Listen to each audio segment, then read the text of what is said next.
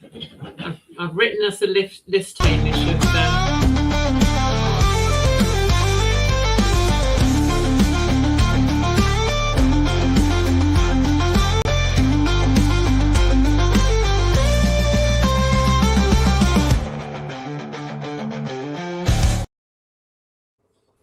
Welcome, bienvenue. Welcome once again to another property live stream. This one is IPSA Kind of Magic. It's dedicated to promoting the aspects of the Association with Independent Personal Search Agents that you probably knew, but probably needed to know about.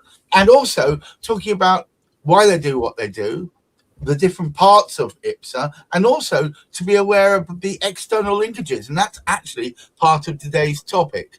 Why sponsors matter.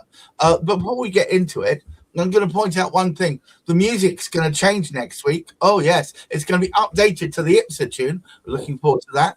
And Hamish, would you lead the way and talk to more about why sponsors matter? Right. It's a topic very rarely mentioned on air, when in reality, we do actually speak about it quite significantly between the sort of team.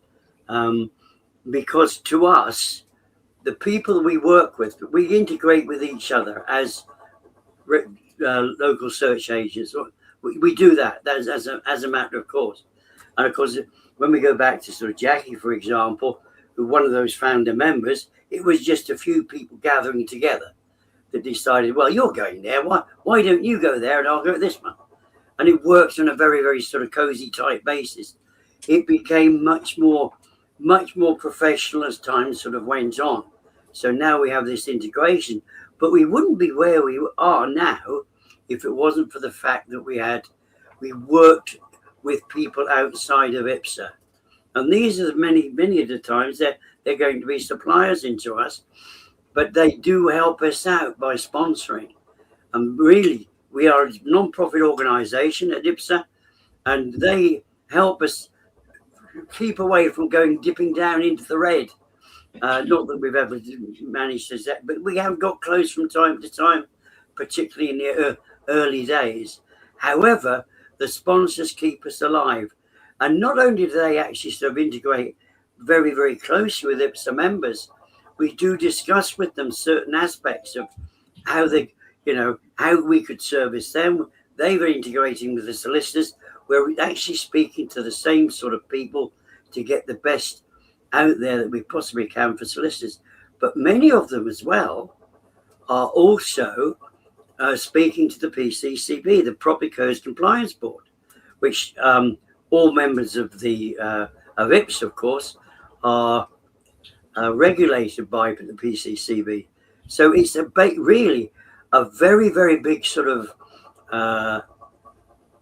organization when you actually start bringing in those that integrate with us. But it's the sponsorship, and Heather's the one, because she's got the list of all of those that sponsor us, who are currently sponsoring us, and she will be able to effectively speak more deeply about it, because she's aware of a few more of the cogs the media chairman need to know about. Of course. Well, welcome to the show, Heather. And the sponsors also tend to pop up at your annual general meetings and others, various other meetings. So they get an opportunity to interact with IPSA members directly there, don't they? They do. We have kind of two categories of sponsors. So there are 4 companies that have become corporate partners of IPSA. So not only do they support our events, but they pay an annual fee to be part of IPSA, and they work with our members. Now, those 4 companies are Martello, they're an independent environmental report provider. We've got Elan, based up in, I think, the Sheffield direction, and they have a platform that IPSA members can use.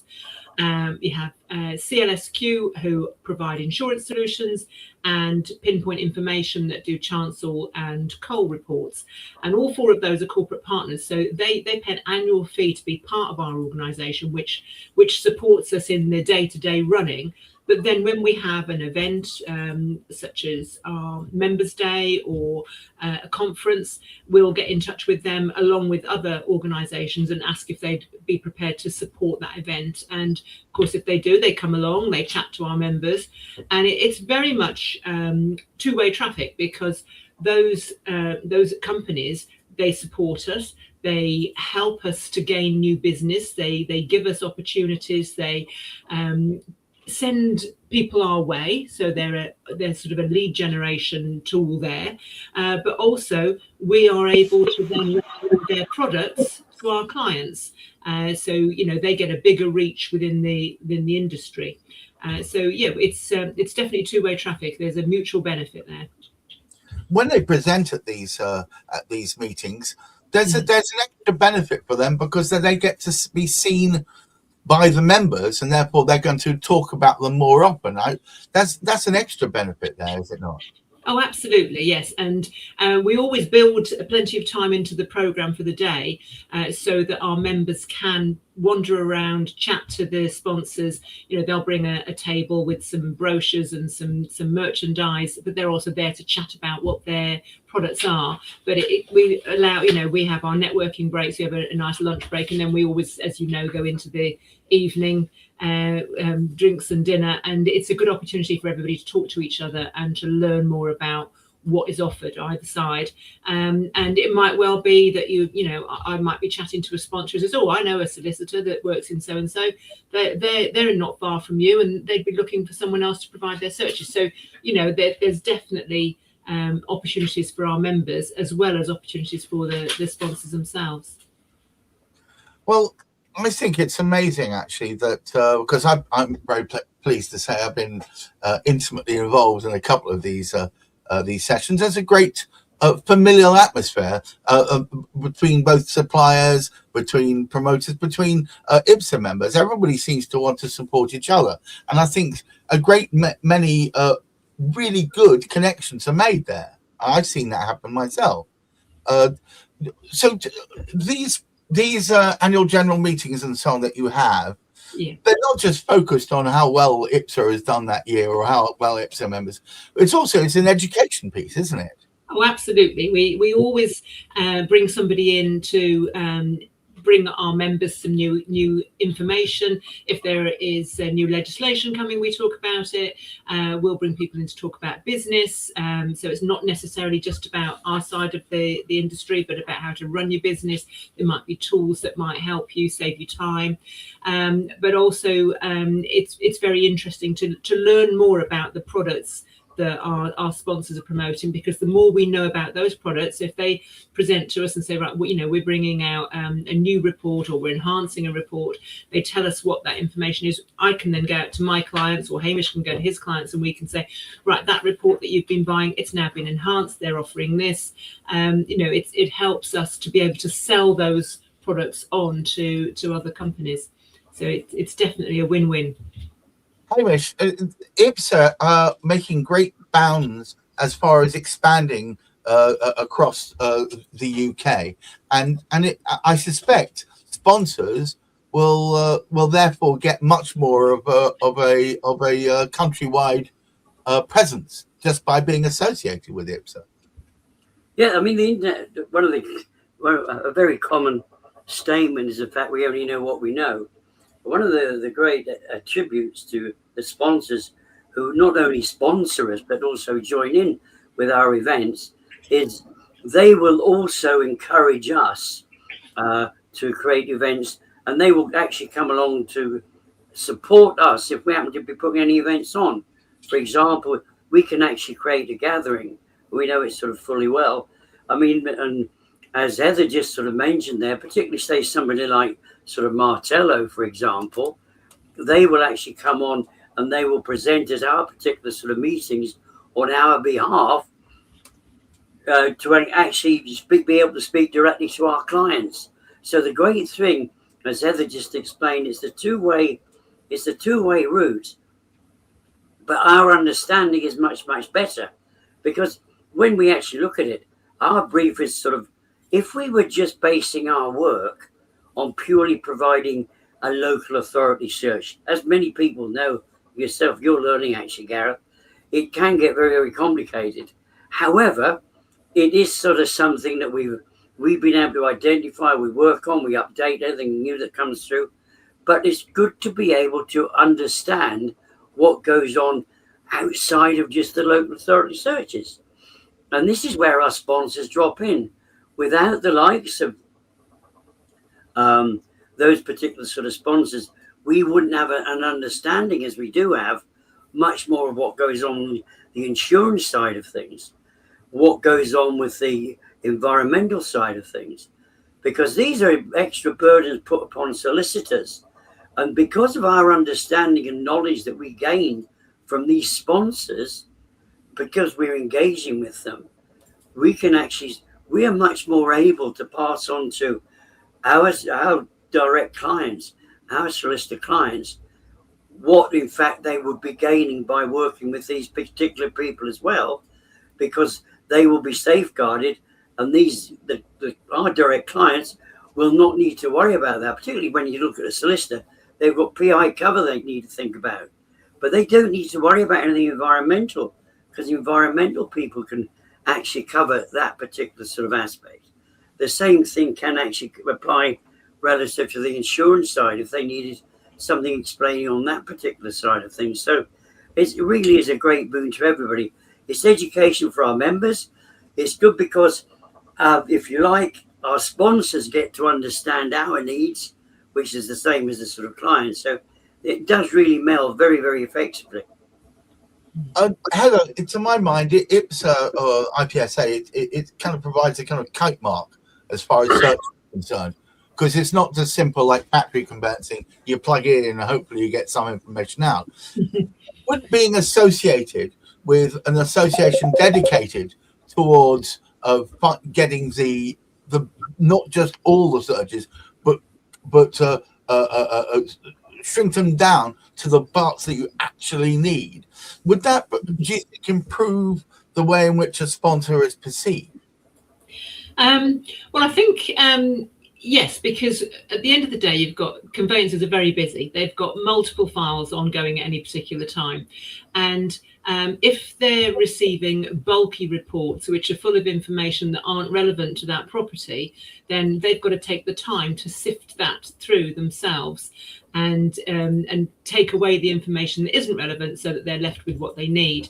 So obviously as search providers, local search providers, we do that. We take out the information they don't need and make sure that everything they do need is in there.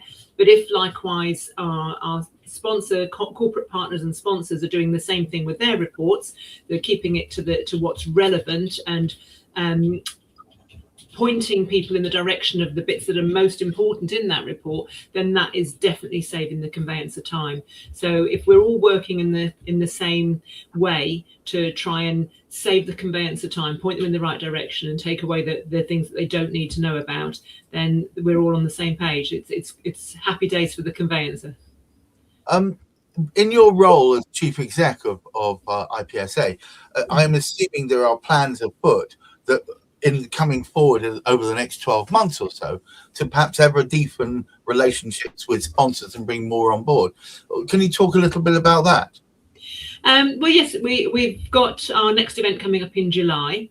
And so far, we've only reached out to our corporate partners in terms of offering them sponsorship opportunities, because as a corporate partner, that is one of the benefits they get over everybody else in the industry. So we've reached out to them. They've got a few more days left before they respond to us. And then we will go out to the wider industry. And we are approached regularly by other firms that work in our sector that are interested in working with us. And, we'll say to them, well, you can become a corporate partner, or you can support one of our events, whatever you'd like to do. And there are good opportunities then for them to come along and meet our members. So yes, we're always looking for things, but we're not looking for just anybody. It has to be relevant to what we're doing, and they have to be firms that we trust and believe in, and their products have to be things that we think are going to be useful and helpful to our clients or to our members. But yes, we're always open to discussion.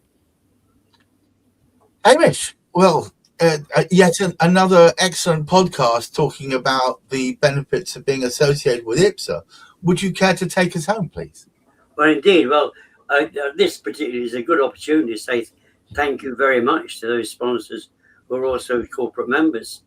And just that sort of reminder too, that anybody who is not outside of there, who might be involved with conveyancing, the demonstration that we actually sort of have, any of our corporate partners are more than willing to explain their products to the clients as well.